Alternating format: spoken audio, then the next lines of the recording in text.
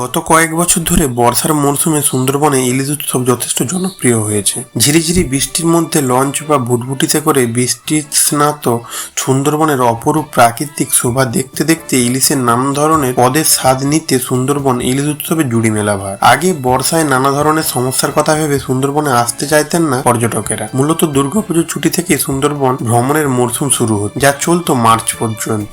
বর্তমানে ভোজন রসিক বাঙালি ইলিশের টানেই বর্ষা সুন্দরবনে ভিড় জমান। জুন থেকে অক্টোবর মাস ধরে চলে ইলিশ উৎসব। দূর দূরান্ত থেকে আসা পর্যটকরা সুসজ্জিত ট্যুরিজম লাক্সারি বোটের উপর বসে উপভোগ করেন সুন্দরবনের অপরূপ প্রাকৃতিক শোভা। আর তার সঙ্গে থাকে বাঙালির জিভে জল আনা নানা রকম ইলিশের বিভিন্ন সরষে ইলিশ, ভাপা ইলিশ, ইলিশ বিরিয়ানির মতো সুস্বাদু বিভিন্ন পদ। ইলিশ উৎসবে আসতে গেলে কিভাবে শিয়ালদা দক্ষিণ শাখার ক্যানিং লোকালে উঠে আপনাকে ক্যানিং স্টেশনে নামতে হবে, আর সেখান থেকে আপনি বুকিং করে নিতে পারবেন এই উৎসবের এন্ট্রি পাস। তবে আপনারা যতজন থাকবেন তার উপরেই থাকবে রেট চার্জ। আর এই প্যাকেজে থাকছে জঙ্গল ভ্রমণ, আদিবাসী নৃত্য, সরকারি পারমিশন, সরকারি গাইড, অভিজ্ঞ ট্যুর ম্যানেজার। নদীতে ভ্রমণের সঙ্গে থাকছে বিভিন্ন লোভনীয় খাবার। এই ভ্রমণে আপনাকে হাতে কয়েকটি দিন সময় নিয়ে আসতে হবে, যার কারণ এই ভ্রমণের সময় থাকছে 2 রাত্রি 3 দিন। ক্যানিং স্টেশন থেকে রওনা দিয়ে বোদখালি ঘাট, আর তারপর সেখান থেকে লাক্সারি বোটে চলে যাবেন ঐতিহাসিক বেকন সাহেবের বাংলো ও হ্যামিল্টন বাংলোতে। তারপর সেখান থেকে বোট রওনা দেবে পক্ষীরালয়, সেখানে রাত্রি যাপন।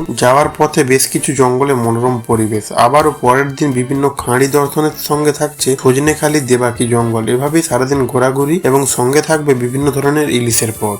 ভিডিওটি ভালো লেগে থাকলে একটি লাইক করে চ্যানেলটি সাবস্ক্রাইব করুন।